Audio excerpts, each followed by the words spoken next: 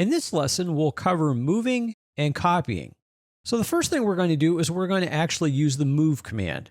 Now, you can select something first, then start the move command, or you can start the move command first, then select whatever you want to move.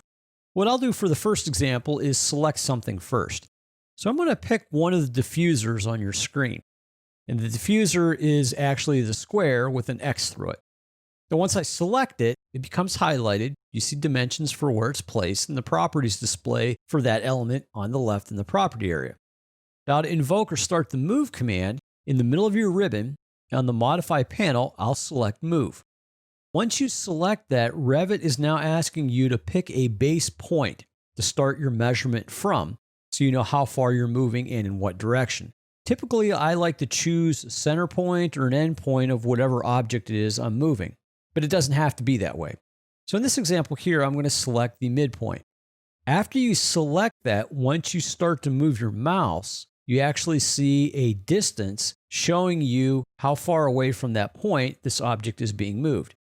If you're moving on an angle, you'll see an angular dimension too as well, from horizontal or vertical. It's dependent on the orientation as you pull. Now, you could constrain this by choosing the constrain button on the options bar, meaning it will only be vertical or horizontal, or again, unconstrain it. Now, you can key in a numeric distance too, if you couldn't choose or it doesn't display the distance you want as you drag. In this case here, if I just want this to go 7 feet, I'll drag my mouse to its 7 feet, and then I'll left click again, and it places it 7 feet. Now, to undo anything you did, say you didn't want to move it there, or you made a mistake when you moved it and accidentally selected something, to undo this, you can simply click the undo button on the quick launch bar at the very top of Revit. In this next example, I'll start the move command first. So go to the modify tab on the ribbon, then in the modify panel, choose the move command. Once you do that, Revit is now asking you to select whatever it is that you want to move. So now I'll select the same diffuser again. Now, after you do that, you're still in a selection mode. So what Revit needs you to do now is tell it it's done selecting, and then you can actually start the move. So to end the selection, just hit the Enter key. Now Revit is asking you to pick a base point, similar to what we did in the previous example, for where you want to move from. So again, I'll pick the center point of this diffuser. Now I'll start dragging right or left, up or down. Let's say I'm just going to move it to the right 6 feet. So I'll move it over 6 feet, left click, and now it's placed. And I'm going to undo this one again. Now the copy command works very similar to move.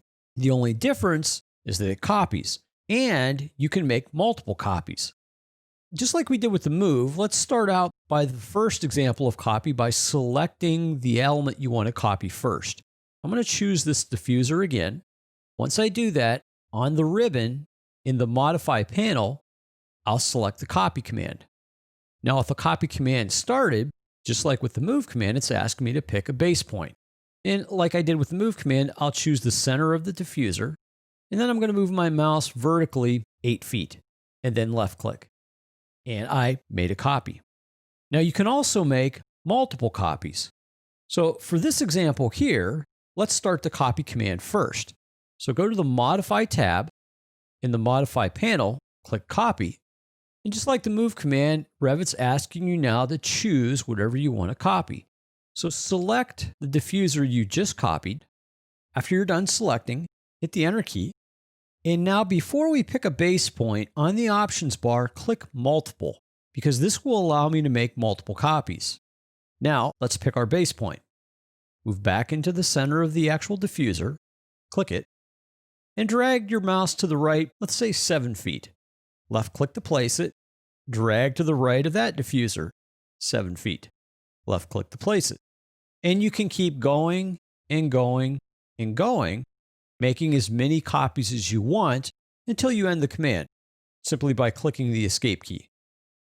And then if I wanted to undo those, I could use the undo arrow. When undoing a multiple copy, it will only undo one at a time. So as I click undo, it doesn't undo everything in that multiple copy command. It does one at a time versus everything. So what we covered in this lesson was how to move objects and how to copy objects. We looked at starting the move command first and also starting the copy command first, then selecting. And then we also looked at selecting objects first, then starting your commands. And with the copy command, we looked at how to make multiple copies.